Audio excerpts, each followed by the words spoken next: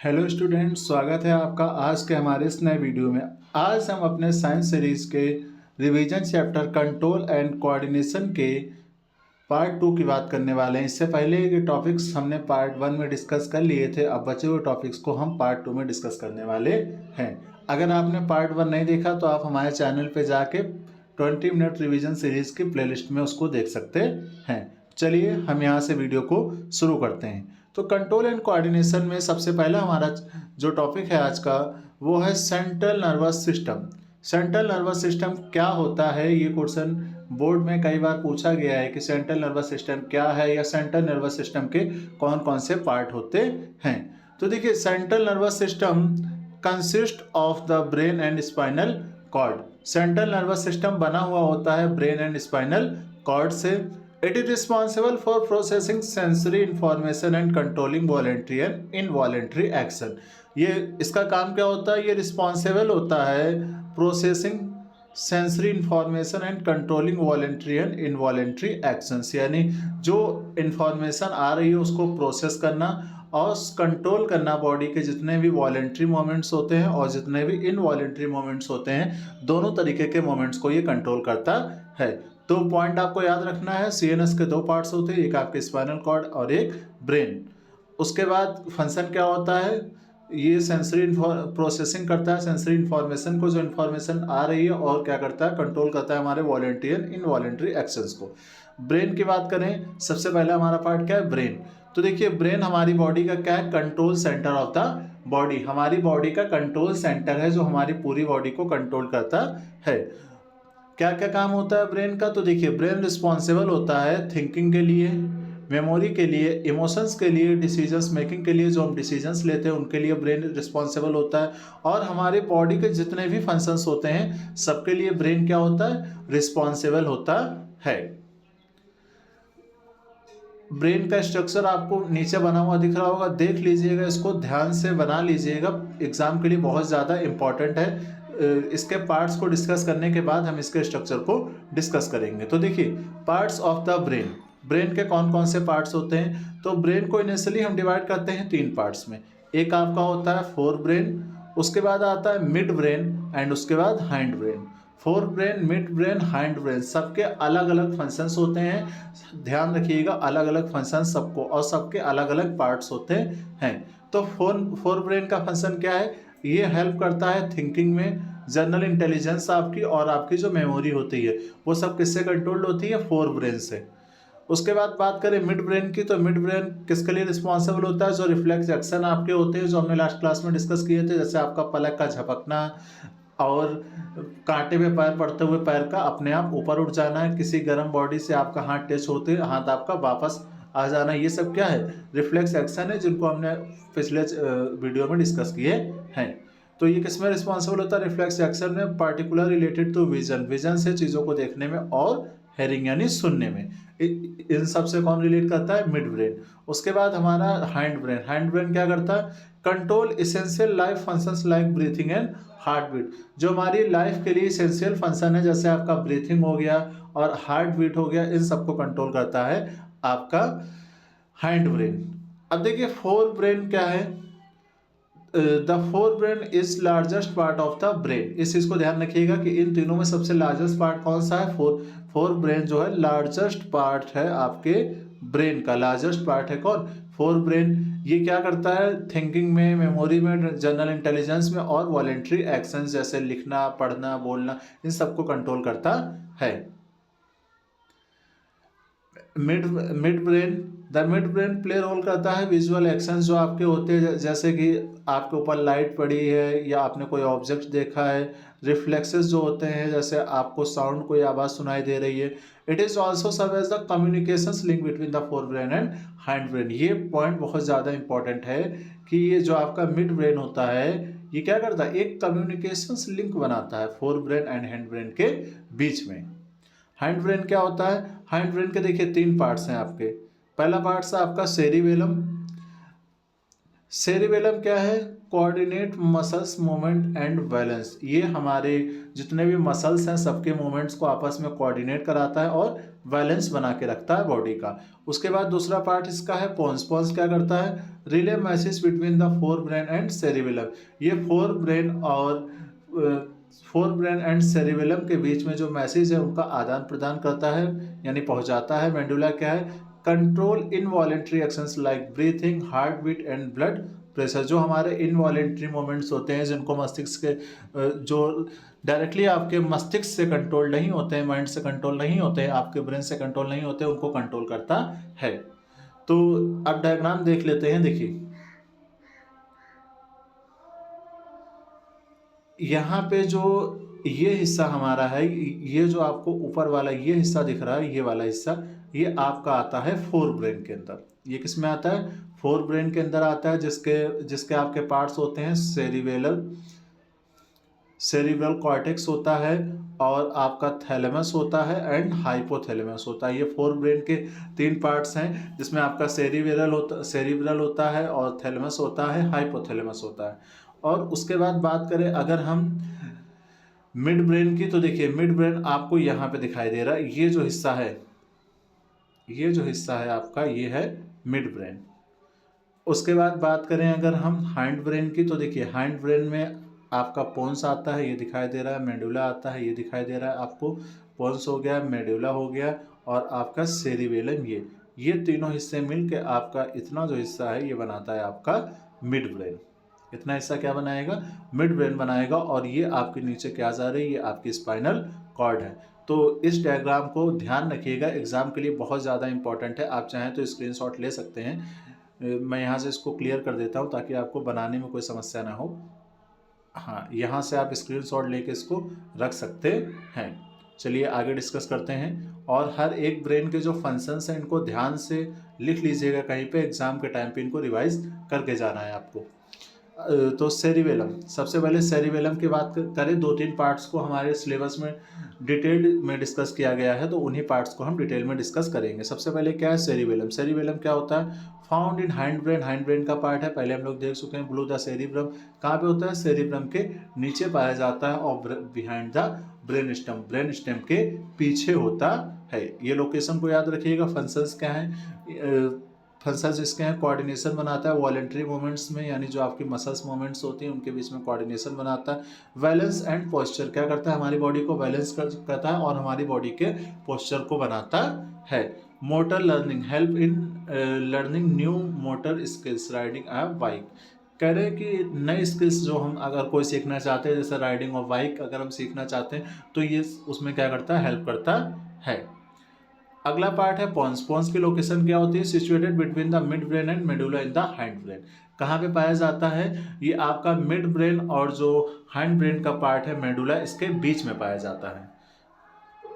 और उसके बाद फंक्शन की बात करें तो देखिए अभी डिस्कस किया था, relay station relay signals between the fore brain and cerebellum. इस सेरिबेलम और फोर ब्रेन के बीच में सिग्नल्स पहुंचाता है। Regulation of sleep and breathing, ये हमारे सोने को यानी हमारे स्लीपिंग साइकिल को और ब्रीथिंग को क्या करता है, रेगुलेट करता है। Facial sensation end moment control facial unit, जो हमारे फेस पे एक्सप्रेशन आते हैं, सुख का, दुख का या सरप्राइज, तो ये सब एक्सप्रेशन कौन लाता है, पोन्स लाता है। उसके बाद मेडुला ऑब्लोंगेटा। मेडुला ऑब्लोंगेटा क्या है, लोकेशन है इसकी lower part of the brain stem. कहाँ पे पाई जाती है, lower part of the brain stem, brain stem के लोअर पार्ट्स में पाई जाती है। Just above the spinal cord, spinal cord के जस्ट ऊपर पाया जाता है। देखिए यहाँ पे एक वर्ड आ रहा है ब्रेन स्टेम, ध्यान रखिएगा ब्रेन स्टेम क्या है। तो ब्रेन स्टेम आपका जो है पोन्स हो गया, मेडुला हो गया, और आपका जो मिड ब्रेन है, पोन्स, मेडुला और जो मिड ब्रेन है,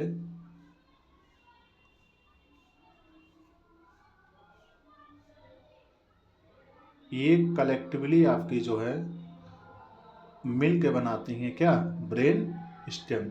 ये सब मिल के बनाती हैं ब्रेन स्टेम, BS यानी ब्रेन स्टेम। ठीक है, इस पॉइंट को आप यहाँ पे ध्यान रखिएगा।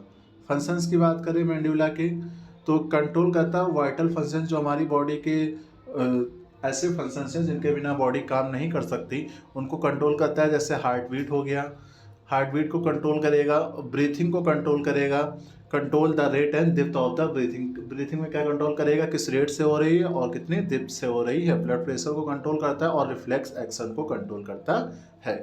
उसके बाद हमारा ब्रेन सीएनएस का दूसरा पार्ट था आपका spinal cord. Spinal cord long होती है, सिलेंड्रिकल होती स्ट्रक्चर है। अभी हमने देखा था ब्रेन के स्ट्रक्चर में, आप चाहें तो बैक जाके देख सकते हैं। लॉन्ग हो गया, cylindrical structure, standing from the brain stem to the lower back. कहाँ से, ब्रेन स्टेम से लेकर लोअर बैक तक पाई जाती है। इसके फंक्शंस क्या होते हैं, इसके फंक्शंस होते हैं आपका pathway for nerve signals carry sensory information to the brain and motor commands from the brain to muscles. ये क्या करती है, इंफॉर्मेशन को ब्रेन तक ले जाती है और जब ब्रेन कोई कमांड देता है तो उसको दोबारा से जिस मसल्स के पास एक्शन करना है उस मसल तक उस इंफॉर्मेशन को पहुंचाती है। रिफ्लेक्स एक्शन को रेगुलेट करती है। रिफ्लेक्स एक्शन में इस चीज़ को हमने देखा था कि ये क्या करती है, रिफ्लेक्स एक्शन को रेगुलेट करेगी। प्रोटेक्टिव फंक्शन, ये हमारी बॉडी को प्रोटेक्ट करने का काम करती है। Encased in the vertebral column to protect is from injury. ये जो हमारी वर्टिब्रल कॉलम है उसको प्रोटेक्ट करने का काम करती है। उसके बाद हमारा क्या है, पेरिफेरल नर्वस सिस्टम। तो देखिए पेरिफेरल में याद रखिएगा जितनी नर्व्स होती हैं, includes all nerve outside the CNS. CNS के बाहर जो नर्व्स निकली हुई होती है महीन महीन, उनको क्या करते हैं, सब कंटेन करता है इसके अंदर, including sensory and motor neurons. दोनों तरीके की आती है, सेंसरी भी आती है, मोटर न्यूरॉन्स भी आते हैं। तो पेरिफेरल नर्वस सिस्टम को दो पार्ट्स में डिवाइड किया गया है। एक आपका सोमैटिक नर्वस सिस्टम है, एक कौन सा है, ऑटोनॉमिक नर्वस सिस्टम। तो सोमैटिक नर्वस सिस्टम जो आपके वॉलेंटरी मूवमेंट्स है, जो कि हमारे सोचने समझने से होते हैं, उनको कंट्रोल करता है, जैसे आपका वॉकिंग हो गया और टॉकिंग हो गया। और उसके बाद हमारा क्या, ऑटोनॉमिक नर्वस सिस्टम, ऐसे मूवमेंट्स जो कि हमारा ब्रेन डायरेक्टली कंट्रोल नहीं कर सकता, कंट्रोल इनवॉलेंटरी एक्शंस आते हैं आपके ऑटोनोमियस नर्वस सिस्टम में, जैसे आपके हार्ट रेट हो गई या डाइजेशन हो गया। और जो आपका ऑटोनोमस सिस्टम होता है उसको डिवाइड किया गया है, ऑटोनोमस नर्वस सिस्टम को डिवाइड किया गया है दो पार्ट्स में। एक आपका है क्या, सिम्पैथिक नर्वस सिस्टम, और एक आपका है पैरासिम्पैथिक नर्वस सिस्टम। यहाँ पे बहुत शॉर्ट में बताए गए थे इसलिए मैंने स्किप कर दिया है, नीचे इसको डिस्कस करते हैं। ऑटोनोमस नर्वस सिस्टम को दो पार्ट्स में, एक आपका क्या है, सिम्पैथिक नर्वस सिस्टम। क्या करता है ये, activate stress response, increase heart rate, dilute pupils and prepare the body for fight and flight. Sympathetic nervous system क्या करता है, ये हमारी बॉडी की हार्ट रेट को इंक्रीज कर देगा जब हमारे सामने कुछ ऐसा हो जाता है जिससे हमारी बॉडी एकदम से क्या हो जाती है, अलर्ट मोड पे आ जाती है। तो उस केस में हमारी हार्ट बीट क्या होती है, बढ़ जाती है। तो वो यही करता है सिंपैथिक नर्वस सिस्टम, ये क्या करता है, हार्ट बीट को इंक्रीज कर देता है, हमारी जो पुतली होती है उसको एकदम फैला देता है और हमारी बॉडी को फ्लाइट या फाइट के लिए क्या करता है, प्रिपेयर करता है। पैरासिम्पैथिक क्या करता है, रिस्टोर कॉम, यानी जब हमारे सामने से वो सिचुएशन चली गई तो अब हमारी बॉडी क्या होती है, नॉर्मल कंडीशंस में आ जाती है। तो वो करता है आपका पैरासिम्पैथिक नर्वस सिस्टम। ये क्या करता है, स्लो हार्ट रेट, हमारी हार्ट रेट को दोबारा नॉर्मल पोजीशन में ले आता है। कॉन्स्टेंट पीपल, और पीपल को भी क्या करता है, दोबारा अपनी कंडीशन में ले आता है। Support rest and digest function, और ये क्या करता है, बॉडी को रेस्ट में लाता है और जो कंटिन्यूसली हमारी बॉडी के फंक्शंस हो रहे होते हैं उनको दोबारा से चलाता है। अगला हमारा है hormones and endocrine system. Endocrine system की बात करने वाले हैं, जिसमें हम लोग हार्मोन्स के बारे में और ग्लैंड्स के बारे में डिस्कस करेंगे। बहुत इंपॉर्टेंट है, यहाँ से एक क्वेश्चन हर बार आपके बोर्ड एग्जाम में पूछा जाता है, एक क्वेश्चन तो यहाँ से कंपलसरी मान के चलिए। इंडोक्राइन ग्लैंड्स क्या होती हैं, ऐसी ग्लैंड्स जो अपने हार्मोन्स को रिलीज करती हैं ब्लड में। ऐसी ग्लैंड्स जो अपने हार्मोन्स को ब्लड में रिलीज करती हैं, उन ग्लैंड्स को इंडोक्राइन ग्लैंड्स कहा जाता है। टाइप्स में आप पिट्यूटरी ग्लैंड्स याद रखिएगा, थायराइड ग्लैंड्स याद रखिएगा, एडिनल ग्लैंड याद रखना है आपको। ये तीन आपके इंपॉर्टेंट ग्लैंड्स हैं। Hormonal control slower then the nervous system system but has a longer lasting effect. ये जो है इनका जो इफेक्ट होता है, ये आपका जो नर्वस सिस्टम जितना फास्ट काम करता है, फास्ट एक्टिंग होता है, उतना नहीं होता है। लेकिन जो नर्वस सिस्टम की आपकी कंडीशन होती है उसका क्या होता है, इफेक्ट कम समय के लिए होता है। मतलब एक्शन बहुत फास्ट होता है लेकिन उसका इफेक्ट कम टाइम के लिए रहता है। लेकिन इसका क्या है, इसका एक्शन तो स्लो होगा लेकिन जो आपका इफेक्ट होगा वो लॉन्ग लास्टिंग होगा, लंबे समय तक की रहने वाला है। तो एक एक ग्लैंड डिस्कस करते हैं। सबसे पहले हमारी है pituitary glands. Pituitary glands location found at the base of the brain below the hypothalamus, brain के बेस में पाई जाती है, हाइपोथैलेमस के जस्ट नीचे।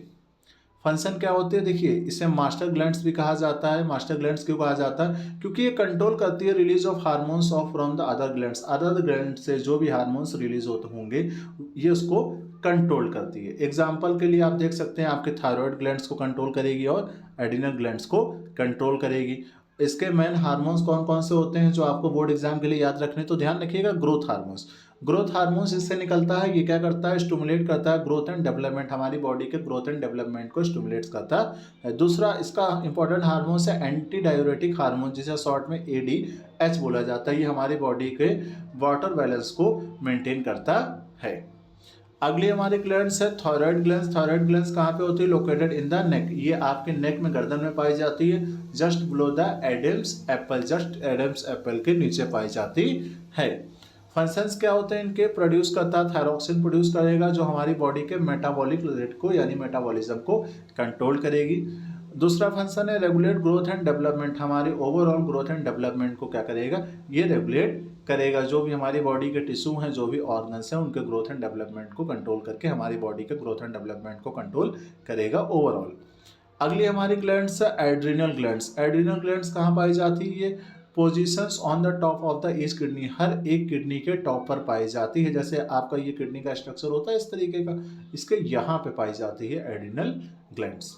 ठीक है, इसको ध्यान रखिएगा, किडनी के जस्ट ऊपर पाई जाती है आपकी एड्रिनल ग्लैंड्स। फंक्शंस क्या होते हैं, release of adrenaline, adrenaline release करती है, prepare the body for fight and flight, यही हार्मोन्स है जो पैरासिम्पैथिक के केस में रिलीज हो रहा था, जहाँ से फाइट एंड फ्लाइट वाला मोड चल रहा था। और ये क्या है, कॉर्टिसोल रिलीज करेगी जो कि रेगुलेट करेगा स्ट्रेस को और आपके मेटाबॉलिज्म को।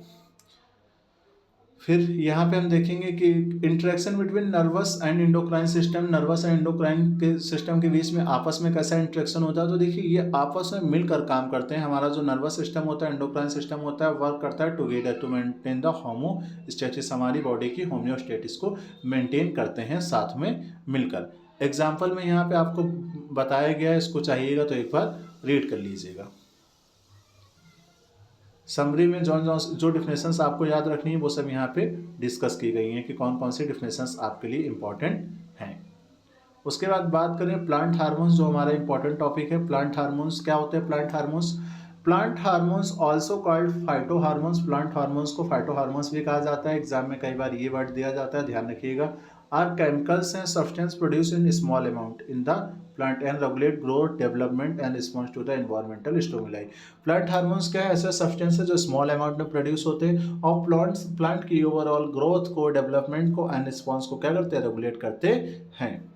इसके की फीचर्स क्या हैं, की फीचर्स ये हैं, they are synthesized in one part of the plant and transport to other part of the plants where they bring a response. कह रहे हैं कि ये एक ही पार्ट में बनेंगे और जहाँ जहाँ पे इनकी रिक्वायरमेंट होगी वहाँ पे क्या कर दिए जाएंगे, ट्रांसपोर्ट कर दिए जाएंगे।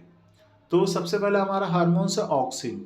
ऑक्सिन क्या होता है, ऑक्सिन और plant hormone that promote cell elongation and play a crucial role in plant growth. ये एक ऐसा हार्मोन्स होता है, ये एक ऐसा हार्मोन्स है जो प्रमोट करेगा सेल के इलोंगेशन को और प्ले करेगा एक क्यूरिकल यानी एक इंपॉर्टेंट रोल प्ले करता है प्लांट की ओवरऑल ग्रोथ में, यानी ये एक तरीके का ग्रोथ हार्मोन्स है। जिब्रेलिन, जिब्रेलिन क्या है, gibberellins are hormones that promote growth and play a role in various development process.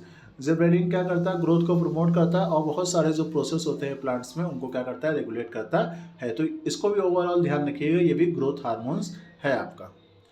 तीसरा हमारा हार्मोन्स है cytokinin. Cytokinin are plants hormones that promote cell division.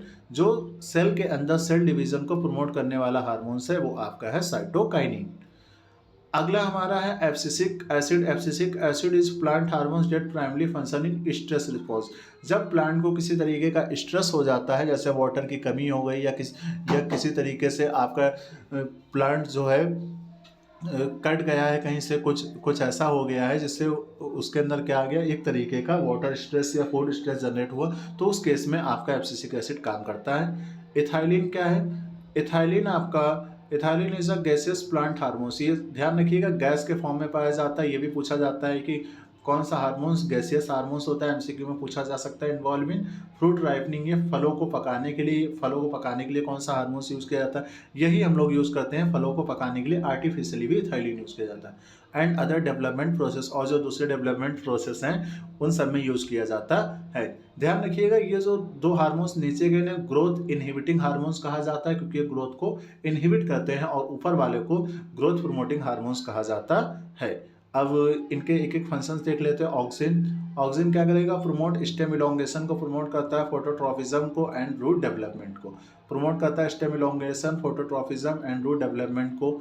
Gibberellin क्या करता है, जिब्रेलिन आपका promotes aid in stem elongation, stem का elongation कराता है, सीड जर्मिनेशन होता है एंड फ्रूट की ग्रोथ कराता है। ये सब काम होते हैं जिब्रेलिन के। साइटोकाइनिन की बात करें तो प्रोमोट करता है सेल डिवीजन को, सेंसेशन को डिले करता है एंड स्टिमुलेट करता है लेटरल बर्ड ग्रोथ को।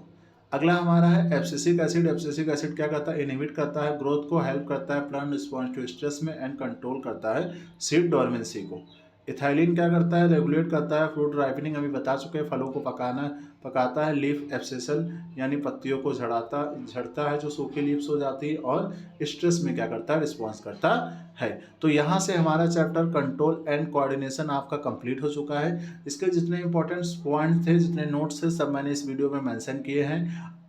आप जो है यहाँ से चाहें तो स्क्रीनशॉट ले सकते हैं। अगर आपको इसका कंप्लीट पीडीएफ चाहिए तो आप कमेंट्स कर सकते हैं पीडीएफ। इससे पहले कि अगर आपने वीडियो नहीं देखे तो आप हमारी प्लेलिस्ट में जाकर देख सकते हैं, जिसका नाम है 20 मिनट्स रिवीजन सीरीज साइंस।